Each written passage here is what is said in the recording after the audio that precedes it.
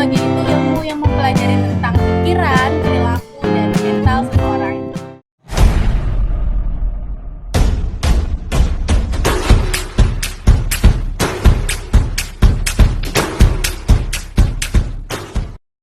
Hai, Assalamualaikum warahmatullahi wabarakatuh.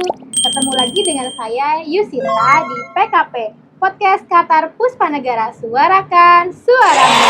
Tempatnya ngobrol-ngobrol seputar Puspanegara, pemuda, inspirasi, dan lain-lain. Nah, untuk hari ini saya mau ngobrol-ngobrol sama tamu yang gak cuma satu loh, tapi ada dua. Nah, mereka adalah mahasiswa dari salah satu universitas yang sedang melakukan PKL di perusahaan terbesar di Puspanegara atau di Indonesia juga ya, yaitu di PT Indosemen. Wow. Nah, kalau gitu kita sapa aja mereka ya. Hai. Nah, boleh kenalan dulu nih dengan kakak siapa yang hari ini hadir di podcast Qatar Puspanegara. Dari sini. Saya dulu ya. Jadi perkenalkan, nama saya Jihan Nursuma Kamila. Di sini saya tadi yang sudah dijelaskan merupakan mahasiswa Fakultas Psikologi Universitas Islam Sultan Agung Semarang yang sedang menjalankan PKL di Indosemen gitu Kak. Nah, sebelahnya. Oke, halo semua. Halo. Jadi saya Dia Ayu Chandrawulan dari Fakultas Psikologi Universitas Islam Sultan Agung Semarang juga. Nah, di sini kami sedang menjalankan PKL di CSR PT Indosemen. Oke, nah untuk kajian dan kaulan, saya mau ngajakin untuk ngomong jargon dari PKP ya. Jadi kalau misalnya saya bilang PKP Podcast Qatar Puspanegara, suarakan suaramu, kayak gitu ya. Kita coba, yuk. Selamat datang di PKP Podcast Qatar Puspanegara, suarakan suaramu. Langsung aja nih ya Kak ke obrolan kita hari ini. Nah, untuk kajian dan kaulan ini kok bisa sih PKL di PT Indosemen? Itu ceritanya kayak gimana bisa tertarik dan akhirnya kesampaian di PKL di PT Indosemen? Saya dulu. Boleh. Jadi pertama itu tentunya PKL itu merupakan salah satu program ya Kak di kampus kami di semester 6. Tentunya anak-anak semester 6 itu diwajibkan untuk kita tuh kerja di lapangan, belajar di lapangan, nggak cuma teori tapi di lapangan juga. Nah, semester 6 ini tentunya kemarin-kemarin waktu semester 5 akhir itu kami udah sibuk tuh mencari PKL mau di mana gitu. Kebetulan saya itu karyawan di PT Indosemen sendiri, sehingga beliau itu memberikan rekomendasi untuk bisa magang di Indosemen sendiri. Gitu sih Kak. Kalau saya. Saya kemarin tuh kan sempat kayak komunikasi sama beberapa teman termasuk Jihan. Jadi Jihan tuh tahu masalah apa sih yang saya belum punya gitu. Jadi sama-sama belum dapat tempat magang gitu kan. Nah, kemudian kita cari-cari tuh di Semarang. Oh, ternyata banyak nih yang sudah habis kuotanya gitu. Nah, kemudian kami mengajukan dan saya ikut Jihan untuk magang di Indosemen gitu. Kebetulan kan Indosemen termasuk perusahaan terbesar semen nomor 1 di Indonesia. Nah, jadi saya approve banget sama rekomendasi dari Jihan gitu. Oke. Kalian ini teman dekat atau gimana di kampus? Kebetulan kami itu satu asrama, satu kelas. Jadi untuk chemistry asik. Iya. Chemistry-nya udah dapat banget gitu. Jadi mau kita gimana pun yang kerjasama gitu, kita bisa gitu melakukannya secara barengan. Oke. Nah, untuk mulai PKL sejak kapan ya? Kita PKL mulai dari bulan puasa Maret ya. Oh, bulan Maret. Iya. sampai 3 Juli. 3 Juli. Oh, terakhir nanti 3 Juli. Iya. Berarti kurang lebih ada berapa bulan? Maaf, 4 bulan ya. Iya. Nah, udah selama 4 bulan ini kalian ini udah PKL-nya di bagian mana aja? Apakah kayak di CSR-nya atau di mananya? Boleh diceritain ke sobat-sobat Puspanegara? Oke, awalnya itu kita sebenarnya eh, mengajukan ke HRD di bagian HRD gitu kan. Kemudian dari pihak HRD-nya itu menyarankan mengarahkan kita untuk di CSR saja, mungkin karena kuotanya juga penuh di situ. Nah, kemudian CSR ini merupakan apa ya? Dari CSR sendiri untuk mahasiswa psikologi itu adalah hal baru gitu. Jadi sebelumnya nggak ada nih mahasiswa psikologi. Nah, jadi apakah sebenarnya orang karyawan yang ada di CSR juga bertanya-tanya gitu, apakah psikologi ini masuk di bidang CSR gitu. Nah, kemudian kami meyakinkan kalau CSR ini kan jembatan antara karyawan PT Indosemen dengan masyarakat yang ada di Desa Mitra gitu. Nah, kami ingin masuk tuh di antara karyawan dan masyarakatnya sendiri. Oke, kalau dari kajian sendiri gimana? Oke, sama ya mungkin ketika kami masuk di Indosemen itu ya tujuan awal gitu, harapan awal sih di HR ya Kak, karena memang peluang untuk kita bisa kerja dari major kita dari fakultas kita itu di HRD gitu. Nah, ketika di sini oleh Pak Haji Didin itu kita dialihkan di CSR karena ada satu dan lain hal. Nah, ketika di CSR awalnya juga kami bingung gitu mau bekerja apa gitu. Tapi ternyata banyak hal-hal yang menarik nih yang bisa kita lakukan di CSR tentunya. Kayak gitu, seperti pusling kayak gitu, ada juga apa ya namanya Pelatihan. Iya, pelatihan sehingga kita tuh bisa berinteraksi langsung nih sama masyarakat, nggak cuma karyawan. Nah, itu nilai plusnya, sehingga kayak oh ternyata di CSR juga kita bisa ya menerapkan ilmu psikologi yang kita miliki kayak gitu sih Kak. Jadi itu awalnya gitu. Untuk kegiatan-kegiatan. Nah, untuk kegiatan-kegiatan hari-harinya bisa dijelasin nggak sih kayak misalnya dari pagi ngapain, terus atau kegiatan keluar ke desa mana yang udah pernah kalian kunjungi?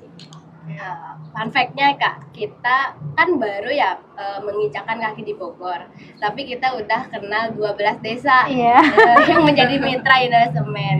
Nah, terus kami itu di sini banyak banget program yang alhamdulillah sebagai anak magang tuh kami diberi kesempatan untuk ikut dalam proses kegiatan yang karyawan CSR lakukan, kayak berbagi hewan kurban, terus ada berbagi beras, ada pusling. Nah, di situ kami tuh sangat antusias sekali Kak untuk ngikutinnya karena ya mungkin pengalaman pertama ya Kak, bisa berinteraksi dengan masyarakat. Tentunya untuk saya pribadi mungkin di rumah itu kebetulan anak rumah banget gitu. Ketika di sini dikasih challenge untuk bisa ketemu masyarakat, bisa interaksi kayak gitu. Jadi banyak banget sih yang mendapat ilmu baru yang saya dapatkan di sini kayak gitu. Jadi program-programnya itu cukup banyak ya. Nah, kenapa sih kok milih fakultas psikologi? Dan sebenarnya apa sih psikologi itu dan implementasi ilmu apa yang bisa diterapkan di PKL kali ini? Oke, kalau ilmu psikologi sendiri nih, mungkin pada belum paham ya psikologi itu apa. Jadi psikologi itu ilmu yang mempelajari tentang pikiran, perilaku, dan mental seseorang. Jadi di mana ada psikologi, di situ ada di mana ada manusia, di situ ada psikologi. Jadi psikologi ini luas ya cakupannya, bisa kerja di mana-mana gitu. Jadi alasan saya masuk psikologi itu karena itu bisa kerja di mana-mana. Dari fakultas psikologi itu bisa kerja di HRD, di industri, kemudian bisa di rumah sakit atau maupun jadi guru pendidikan gitu. Kalau saya sendiri sama ya, tertarik di dunia psikologi itu karena pada awalnya itu waktu saya di sekolah itu saya menjadi tempat curhatnya teman-teman Kak. Jadi aduh gimana nih cara menangani dengan benar, sehingga saya searching oh ternyata fakultas psikologi lah yang mewadahi yang memberikan ilmu-ilmu tentang gimana cara untuk menangani orang-orang seperti itu kayak gitu Kak.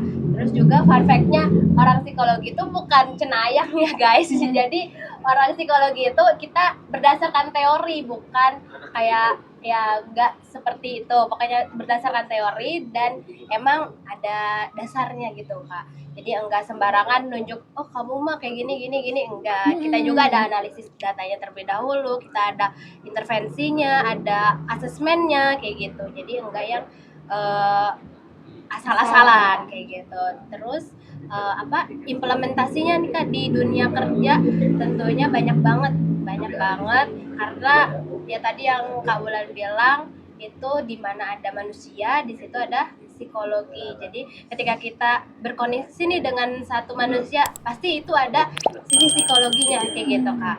Terus kalau di dunia kerja itu saya kebetulan ingin meneliti, ingin mengetahui tingkat kecemasan pada karyawan di Desa Mitra. Salah satunya ada di Gunung Putri, Kak. Kenapa saya ngambil Gunung Putri?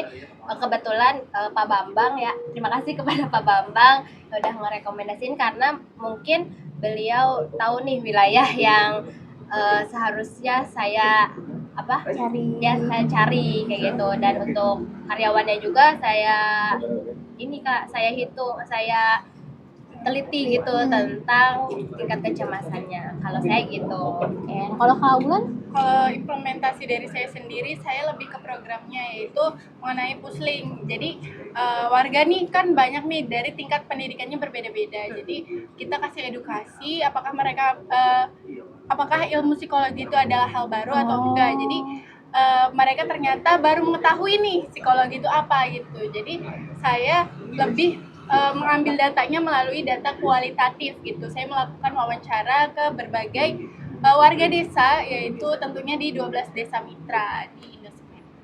Nah kalau gitu tantangan yang paling besar nih selama PKL di Indosemen dan atau mungkin kegiatan-kegiatan yang sudah kalian lakukan, apa tantangannya dan bagaimana solusi kalian untuk menghadapi tantangan tersebut? Dari Kak Wulan? Kalau tantangannya nih mungkin misalkan kita menemui sebuah kasus di masyarakat. Nah, biasanya kan kalau masyarakat awam itu kan baru tahu nih ilmu psikologi apa gitu kan. Kadang menganggapnya kalau orang tersebut itu mengalami kesurupan atau apa gitu kan. Nah, kemudian kami ngasih informasi baru kalau sebenarnya itu termasuk gangguan psikologis gitu kan. Nah, tapi dari beberapa yang kita tahu kan nggak semuanya ya Kak. Jadi ada hal-hal atau suatu hal kita itu perlu kita pelajari lagi gitu. Jadi kita sambil mempraktekkan di lapangan, kita juga sambil mencari tahu nih apa ini yang kurang, ilmu yang belum kita dapatkan gitu. Kalau Kak Jihan? Tentunya kalau saya pribadi itu memahami karakter dari seseorang. Karena kan tadi 12 desa ya Kak. Tentunya dari di desa kita aja yang misalnya satu darah gitu beda karakter, apalagi kita ketemu 12 desa yang emang mungkin ada dari budayanya berbeda terus kayak gitu. Jadi pendidikan, latar pendidikan, nah itu bisa jadi saya tuh belajar tentang memahami, oh dari warga A nih, oh karakternya seperti ini, terus warga B, oh karakternya seperti ini. Jadi ketika nanti akan mendatangi lagi itu kami tuh melakukan pendekatan yang baru ya, gitu, sama betul. gitu. Jadi kan dari 1 bulan tuh kita ada mungkin ke desa yang sama tuh 2 kali, 3 kali. Jadi saya belajar tentang memahami karakter dari warga-warga itu. Nah kalau tadi kan kegiatan-kegiatan yang banyaknya di luar ya. Nah kalau di lingkup kantornya sendiri nih, budaya di sana tuh kayak gimana sih, dan menurut kalian tuh apa gitu budaya yang ada di kantor CSR-nya ya? Iya. Boleh siapa dulu? Oke. Kalau dari saya sendiri, saya merasakan adanya kekeluargaannya itu dapat banget Kak. Jadi antara karyawan sama mahasiswa magang itu ya kayak nggak canggung kalau bagi kami ya gitu.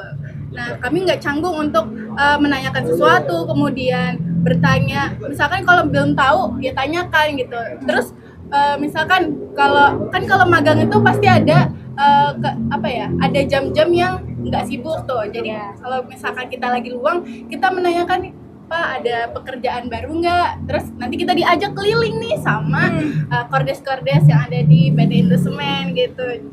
Kemudian apalagi nih Kak? Boleh. Kalau budaya yang baru yang saya temuin di lingkup CSR itu kita tuh satu sama lain tuh bisa dekat gitu Kak, kayak memiliki mungkin untuk saya ke satu orang dan maksudnya ke divisi A dan divisi B itu kayak udah terjalin gitu kaitan emosionalnya gitu Kak. Berarti kalian kalau hubungan dengan CSR sendiri kayak apa ya? Mungkin pembimbing di CSR itu ada kan ya? Ada. Boleh cerita siapa? Saya Kita Bu Nina. Bu Nina. Iya. Ada, oke. Oke, kita Nanti- sapa dulu Bu Nina. Halo Bu Nina. Nanti bisa ditampilin ya di sini. Oke, terima kasih Bu Nina. Iya, Bu Nina Mariani. Nah, oke. Nah, kalau gitu aku mau kalau gitu saya mau tanya dong satu kata buat CSR Indosemen dan jelasin kenapa pilih kata itu. Boleh dari Kak Wulan deh. Deskripsiin. Oke, satu kata ya. Satu kata. Satu kata, sukses. Wah, kenapa tuh? Kenapa? Untuk CSR ya, karena saya ngerasa dengan kata sukses itu bisa membangkitkan kekeluargaan yang ada di karyawan gitu. Misalkan kalau kita kan tujuan hidup kan pengen sukses di dunia maupun di akhirat gitu kan. Jadi untuk para karyawan di CSR tadi yang disebutkan sama kakak, nah jadi saya berharap untuk karyawannya sendiri itu bisa sukses dalam menjalin kekeluargaan yang ada di lingkup kantor maupun di lingkup perusahaan gitu. Kalau Kak Jihan nih. Kalau dari saya itu energik. Oh, energi. Karena gimana ya Kak, ketika kita masuk kantor itu interaksi itu langsung, nggak yang diam-diam tapi si A nyapa, si B nyapa, jadi kayak Kak, punya isinya, punya aura tersendiri di lingkungan itu, di kantornya sendiri. Jadi enggak ada sehari pun nggak ada yang namanya sunyi itu kan kantor, kayak pasti ada aja hal yang menarik, hal yang seru kayak gitu. Jadi orang-orang tentunya Kordes itu pasti harus energik ya Kak untuk bertemu dengan warga, dan si energi itu tuh muncul nih Kak di kantor. Jadi kita tuh bisa have fun gitu Kak di kantor. Kita enggak yang diem-diem baik, enggak. Saya tuh mau tanya ya, perbedaannya ketika di kampus dengan dunia kerja tuh menurut kalian kayak gimana sih? Setelah melakukan magang nih yang sudah hampir 4 bulan ya. Iya. Perbedaannya apa ya? Tentunya kalau di kampus itu ya Kak, kita menjalani tugas itu sama sih sebenarnya, pressure yang dikasih dosen sama di sini kita ketika mengerjakan tugas gitu. Bedanya itu mungkin kalau tugas itu adalah Kak, kayak hal-hal yang bisa kita cari lewat internet, bisa kita gali lagi di buku. Tapi kalau misalnya di lingkup pekerjaan itu lebih kompleks gitu. Jadi kita tuh nggak sembarangan bisa nyari di internet. Tentunya kita juga melalui diskusi atau enggak ketemu orang. Nah, itu yang menjadi perbedaannya sih Kak gitu. Ya, mohon doanya ya Kak. Ya, sukses ya buat Kak Amin, Jihan amin. dan juga Kak Wulan. Semoga setelah ini bisa semakin berkembang terus ya, karena kan nambah skill baru juga ya. Biasanya belajar dari buku, dari cerita-cerita ceramah-ceramah dosen, tapi kali ini benar-benar dari lapangan langsung Iya, kayak betul. gitu. Nah, kalau gitu kita juga sudah sampai di akhir nih Kak. Terima kasih banyak Terima kasih karena kembali. sudah hadir. Semoga Kak Jihan dan Kak Wulan sukses, lulus tepat waktu Amin. ya. Amin. Dan nanti kita bisa jumpa lagi kayak Iya. gitu. Nah, oke, untuk Sobat Puspa Negara, berakhir sudah bincang-bincang saya dengan dua mahasiswa dari Unisula ya, disingkatnya Unisula, Universitas Islam Sultan Agung Semarang. Sobat Puspa Negara bisa banget kunjungin Instagram kita di Qatar Puspa Negara. Dan juga jangan lupa subscribe YouTube kita di Media Puspa Negara. Kalau gitu, dadah. Kita ini dulu ya, tutup dengan jargon kita ya tadi ya. PKP Podcast Qatar Puspa Negara. Suarakan suara.